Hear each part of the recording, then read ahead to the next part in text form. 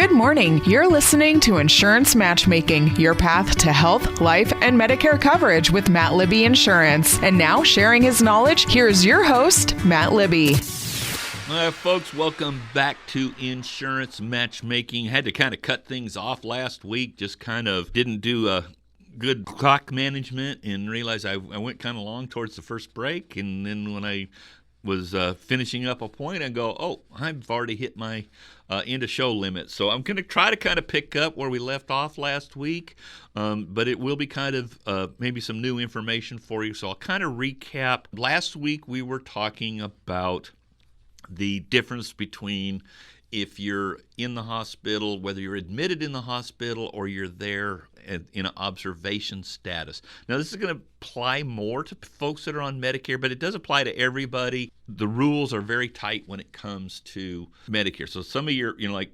marketplace insurance and your employer insurance are probably still going to kind of cover this pretty much the same way. But Medicare, it is different whether you're there inpatient or under observation. So we talked about how when you go to a skilled nursing facility after a hospital stay, you must have that 3 nights in the hospital as an inpatient, not under observation, or Medicare does not cover your stay in the skilled nursing facility for rehab. And if Medicare doesn't pay, then Medicare supplemental doesn't pay, and most times your Medicare Advantage is not going to cover it either. Like I suggest, if you didn't listen to last week's show, please don't turn off today because you didn't have it. That's why I'm kind of doing a recap. But some of the things I'm addressing today, if you go back and listen to last week, some of what I'm saying here might make a little more sense.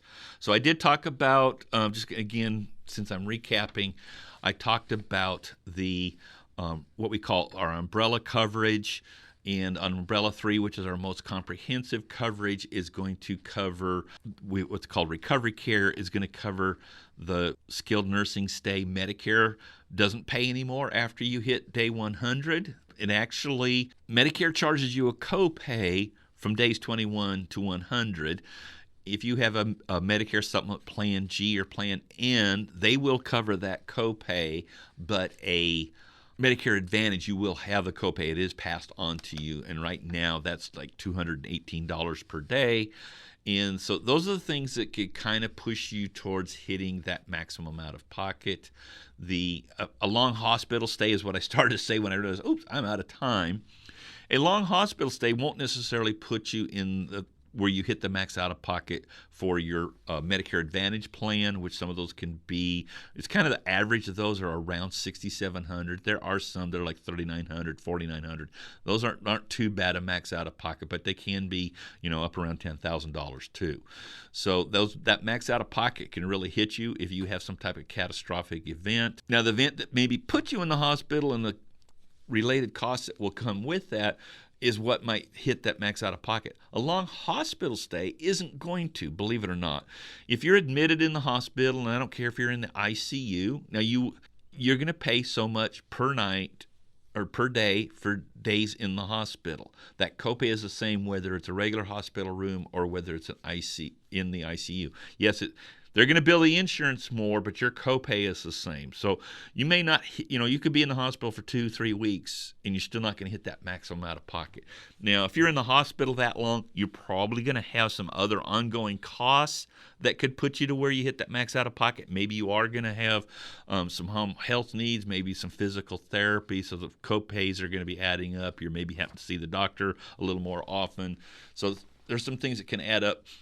But the big one that will probably make you hit that max out of pocket is a cancer diagnosis. And that's why we always, umbrella 1, that's the minimum, especially even with the Medicare Advantage or Medicare Supplement. It's going to cover your health care, but there are non-Medicare approved expenses.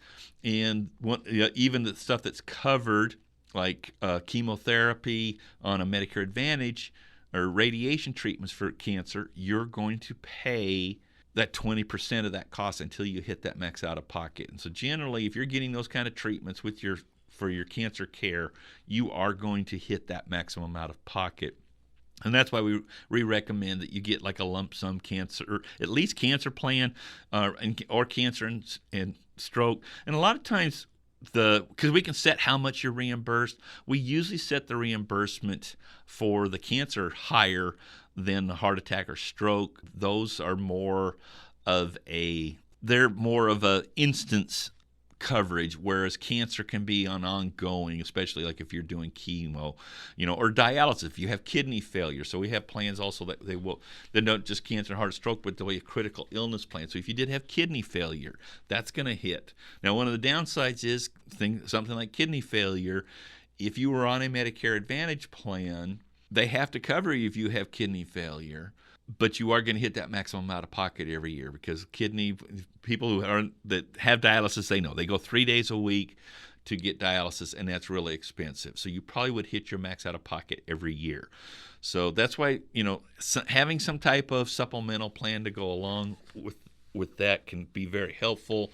That's one of the big pluses for a Medicare supplement. You're going to have your Medicare is going to pay 80%, and your supplement covers that 20%. So you don't get hit with a big ticket bill because you're doing dialysis. So the hospital indemnity plans, as we like to call them, the copay protection plans, is they'll reimburse for that for those days in the hospital. You can set up where they'll reimburse for staying in the skilled nursing. Now, it saves you a little bit on the monthly premium if you have the payout start at 21 days. One of the plans that I recommend doesn't break it down that way. It's got like 3 different amounts, but it still starts from day one. So generally, if you're going to do that, we do it from day 1 to 100. I recommend maybe not go with the full copay coverage but if you're going to do days 21 to 100, it makes sense to go a little bit higher on that per day, and it's only going to kick in if you're in there for more than 20 days.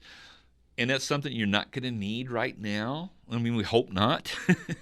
But 10 years from now, 15 years from now, if you're just, you're 65 and going on Medicare, or maybe you've been on Medicare for 5 years, you're still relatively healthy. You're probably not looking at needing that.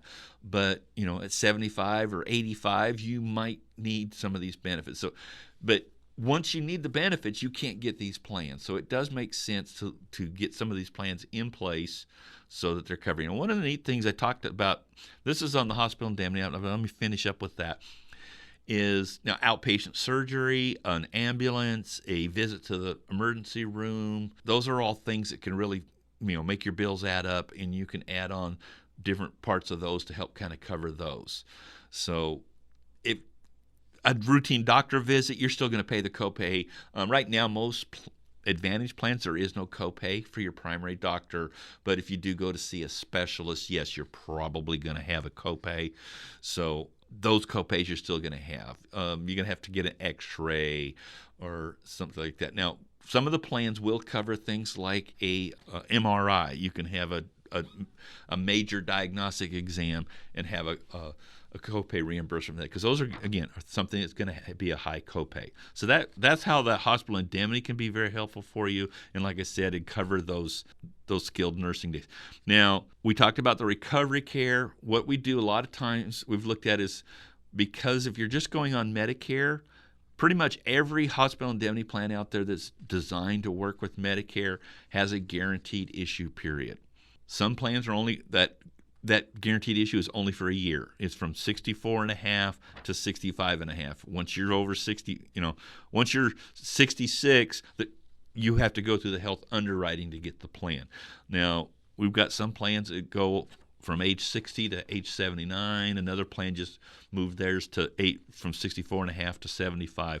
So the beauty of those being guaranteed issue is it doesn't matter. You could even be in the hospital right now and get the plan. Now, it's not going to cover that hospital stay. There will be some waiting periods to cover, say if you have pre-existing conditions that they may not cover in the first 6 months or a year, because if you need that instance happen. But after that 6 months or a year, it's like you never had that pre-existing condition. But that's, like I said, you could be in the hospital right now, and it's not going to pay for that hospital stay, but 6 months later, it's something else puts you in the hospital. That hospital indemnity plan would then pay then. So that's the thing on with the guaranteed issue.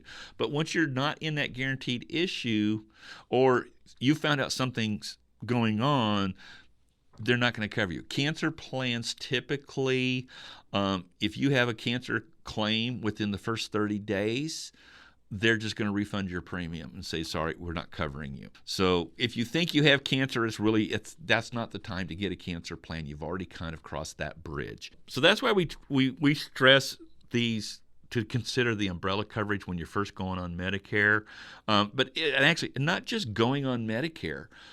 Again, I mentioned the one that's guaranteed to issue from age 60. So, I met with a couple yesterday. I meet with a lot of couples that, one of them's they're coming in. This is their first experience for Medicare because one of the spouses is turning 65, and it's not always the guy. The guys aren't always the oldest, but the spouse may be a couple of years younger, so it's going to be a couple more years. These umbrella coverage, we recommend the umbrella coverage for people even if they're not turning 65. Most of the plans, so the cancer plan, the hospital indemnity plan, the recovery care plan, those plans basically lock in your rate.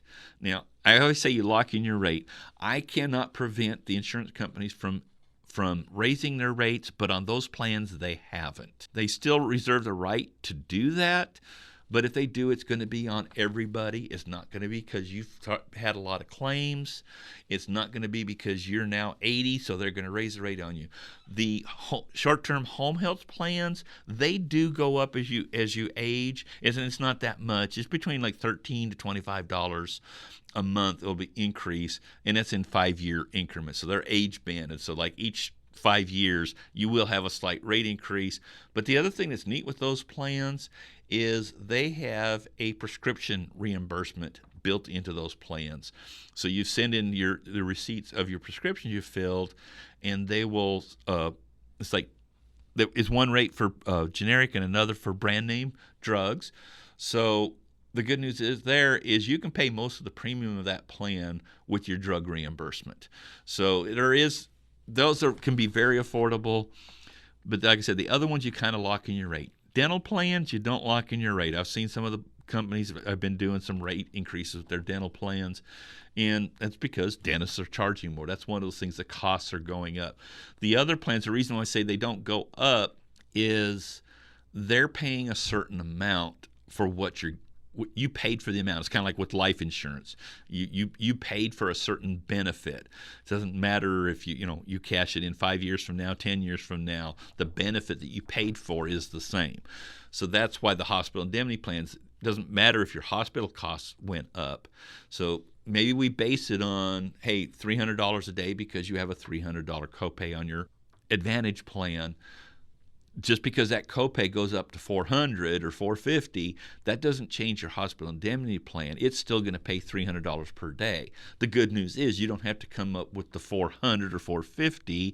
You only have to come up with $100 or $150 to pay the rest of it. So it's still going to save you quite a bit of money if that happens. And those benefits reset, those hospital indemnity benefits. So like if you're in the hospital and then you get out and you go back in the hospital, 6 months later or the next year, they're going to pay again. So they're not a one and done. Now, like your cancer and the heart and stroke plans, some of them do have a recurrence benefit that will pay again after a certain period of time if you have a repeat occurrence, but they are lump sum plans. So a lot of them, it's like, hey, you got a plan for $20,000, you get cancer, they send you a check for $20,000, you're done with that plan, unless you have the recurrence coverage. So I did a little bit better watching the clock. We are up on the break, and then I'm gonna finish up some of this stuff we talked about about the hips and the skilled, the recovery care plans.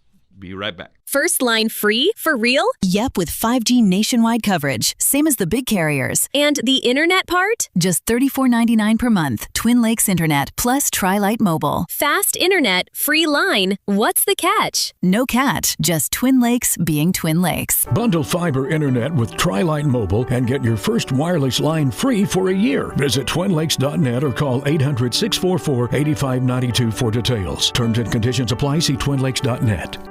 Lace up your running shoes and celebrate the 4th at the 28th Annual DeKalb Fiddler 5K, July 4th at 7 a.m. in downtown Smithville. Rain or shine, be part of one of the biggest weekends of the year during the Smithville Fiddlers Jamboree while supporting Upper Cumberland Habitat for Humanity. This timed race is also a qualifier for the Run for the Cumberland Medal Series, so bring your best. Run, celebrate, and give back to the Upper Cumberland Habitat for Humanity at the DeKalb Fiddler 5K. For more details and to get registered, visit uchabitat.org. And now, back to Insurance Matchmaking with Matt Libby Insurance. All right, and we're back. One of the things I wanted to kind of talk about, what chat here is calling the skilled nursing bridge. So that's one of the things I mentioned with a hospital indemnity plan. So we don't usually write hospital indemnity plans with Medicare supplements because you're not going to have those big copays for the hospital stay because your supplement's going to cover that, but the observation stay, it's going to fall under Part B. So your Medicare is still probably going to cover most of those costs, but the skilled nursing, maybe, your doctor may tell you, hey, you weren't inpatient, but you're not ready to go home, but, you don't really need to be in the hospital. You're going to do a lot better in the skilled, but it's going to cost you more. The hospital indemnity plans, a lot of them, they do not require that you were the 3 nights. The recovery care plan does not require that you had the 3 nights in the hospital. It's based on the days in skilled nursing. Now, generally, when we write that recovery care plan, we exclude the first 100 days because we figure you're going to have especially if you're on a Medicare supplement, it's going to cover it. Or we'll cover the copays with that hospital indemnity plan for that $218. And so we put that at $200 or $300 a day. And then the recovery care will kick in at 100 days. And the reason we do that is it has 360 days of benefits that sometimes, depending on if you go off claim and then have a recurrence, maybe you had a long recovery from a surgery, maybe a car accident or something, and then later years you need it again.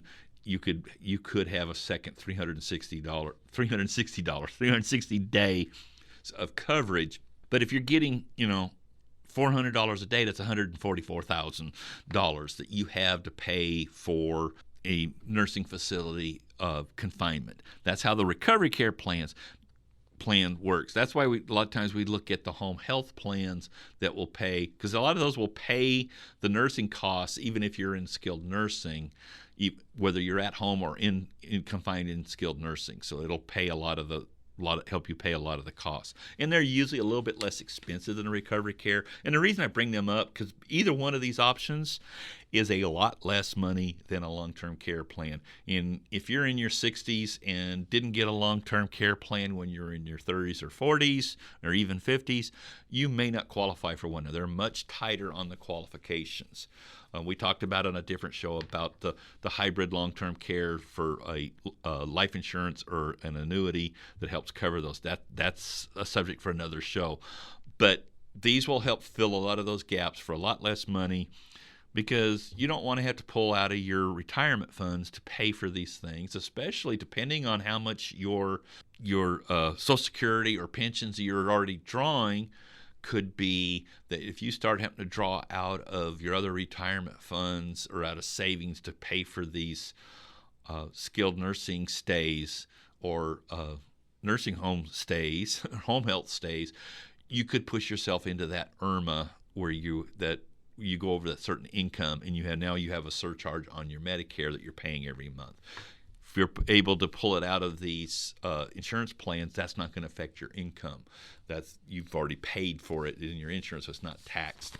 So, and that helps your retirement plans last longer. So we do try to do some retirement planning. I'm not a financial planner, but I can help you with a lot of the planning for your retirement costs, at least from your healthcare standpoint. So, talk to us. We do have a partner that's an expert when it comes to the retirement for maybe getting an annuity or something that will kind of bridge that long-term care costs. And so if that's something you think you maybe want to do, like you have a 401k or a IRA or even Roth IRAs, maybe you want to roll into a different type plan, we can set you up with Joe and let him talk to you. It's like a 15-minute call. You set that up, and then, like, I'll need to talk to you first to make sure it's something that's valid for me to refer to Joe. But he'll do like a 10 or 15-minute call, and in that call you'll decide whether you want to work with him or whether he thinks he's got something for you, and then that's it. Now, if you decide to go forward, then it's going to take a little bit more time. He's going to dig in a little deeper on your finances and how much you have in investments or retirement plans. But so we can talk about that at another time, and we'll probably dedicate another show to that. But right now, that's I wanted to just kind of get that out there. The home health, the hospital indemnity, and it talks about simplified underwriting. It also talks, and I mentioned about the guaranteed issue. Now, the other thing is recovery care, like I said, is underwritten. The home health plans aren't guaranteed issue either. They're very simplified issue, but you could have some problems that, again, you could be in that situation that you have you would need skilled nursing care now, or you already can't do a couple of the ADLs. But if you're in that guaranteed issue window, we can get that plan in place. We can max out the per day on the skilled nursing cost, have that go into effect you can have that money to pay for that because you weren't able to get the recovery care or you weren't able to get the home health. So we can cover some of those expenses even if you don't medically qualify for the other plans. Now, again, you're going to have those waiting periods I mentioned before. So it's not going to be a quick fix. You can't wait. I'm not encouraging anybody. Again, I don't encourage you to wait until you're sick to try to get a plan. I've had a couple people come and ask me for long-term care plans, and one was that she was trying to get her mother, her aunt, somebody. She needed to be able to get them a hospital bed at home so she could be discharged from the hospital, and wanted me to help her get a long-term care plan. I'm like, that's not how those work. I can't help you with long-term care if you already need help. Any health insurance. Basically, most times, other than like an open enrollment, you can't get a plan. And there's not an open enrollment for long-term care. It's when you get one of those kind of plans, it is underwritten. It's just like buying life insurance. You have to be in good health, or relatively good. You don't have to be in perfect health, but you have to be in good health once you get that plan. So even if Medicare's covering home health, it's going to be limited. And so for Medicare to cover, here's some of the requirements just for Medicare to cover home health. You have to be homebound, and what I mean by that is leaving home requires considerable effort, and that's one of the things, like you can't walk to the car.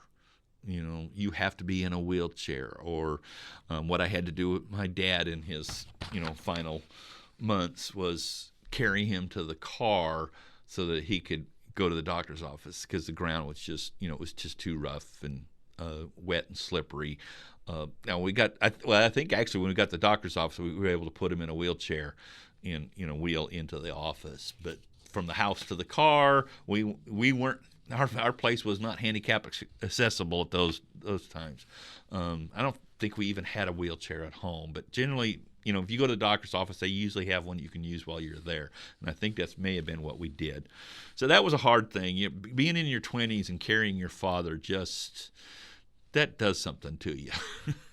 And then you have to be homebound. You need skilled care, like skilled nursing, physical therapy, occupational therapy, and even speech therapy. So those are things that come up like after a stroke.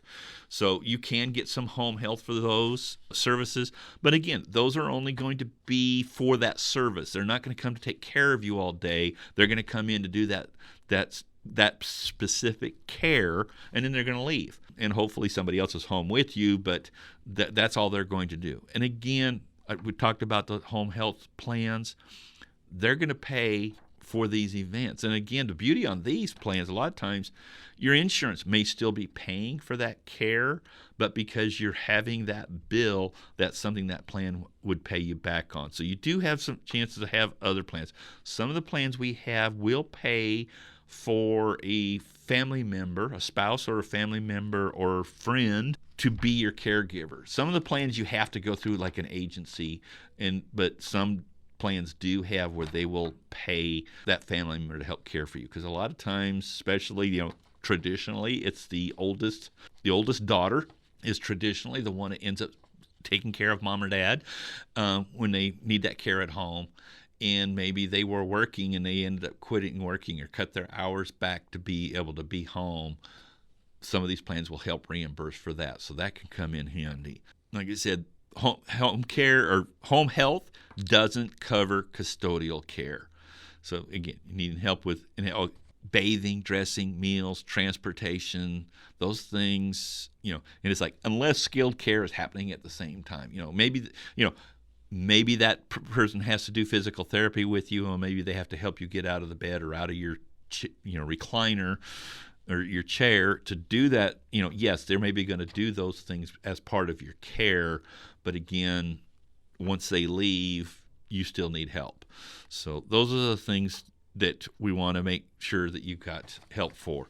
So one of the things that, it's like a home health plan is going to help cover is maybe you have private duty nursing. You've hired a nurse yourself. You're paying out of pocket. That companion care, caregiver support. They have. Sometimes there's adult day programs. When we lived in Oak Ridge, the Methodist Church there has their program called Keystone, and that is an adult daycare basically for folks with Alzheimer's. So a lot of people there, it works out great for them. Is just like dropping your kids off for daycare. You drop them off at the Keystone, and then you have people doing activities with them. But it's just a day. It's like being in assisted living, but just daytime. The one thing that was really neat with that program was that church also runs a daycare. So they would actually have a lot of interaction between the children and the adult daycare people. So it was really kind of a neat thing. So they kind of had like that grandparent time, and these grandparents got to spend some time with children, so kind of feel like they're seeing their grandkids. Of course, it's very closely supervised. So, I haven't ever heard of there being any kind of incident that they weren't able to continue to do that because of any kind of abuse, or because a lot of times with Alzheimer's people, they can become kind of violent. They as they say, they lose their filter, so they're not good at managing their emotions, and so they could be. But like I said, it's supervised people are watching that. But that's a neat program. I kind of went off it. The meal delivery, because like a lot of times, if you spend a day in the hospital, or I think it's just one day. If you're in the hospital, like a lot of your Medicare Advantage plans will do, they'll send you 14 meals. It's 2 meals a day for 7 days, but they'll bring it to you all at once. It's all going to be like frozen dinners, and so they'll bring it. But that's one of the things. And then also, and some of the plans have actually special riders on them for home modification. So maybe you need a grab bar installed in your shower, or maybe you need a ramp built on your front door. Your door to be able to, because you need a wheelchair to get in the house or something like that. They will help cover some of those expenses. Now, I'm not saying they're going to pay for it all, but they will help with some of those expenses. And so a lot of these, like I said, they're paid direct. Those expenses, they're paid directly to you. You have to have the valid care. You may have to have licensed care, but you just submit the bill showing you're paying it, and then they pay you. And you can use that to pay them, or you can use it to pay other bills. So that's why I always tell people what the beauty of our indemnity plans are. They pay you. You decide how to do, how to use those. So I think I kind of covered everything. And again, and I don't know if this says, if you don't know if you have a HIP or recovery care plan in place, hopefully you would know that. Get with us. Keep listening here on Grace 107.7. Insurance Matchmaking. We're on here every week, and hopefully I answered some questions for you there, kind of explained a little bit how the observation and inpatient works. So got more questions, reach out to us, insurancematchmaking.com, and we'll talk to you again next week. You've been listening to Insurance Matchmaking with Matt Libby, your path to health, life, and Medicare coverage with Matt Libby Insurance.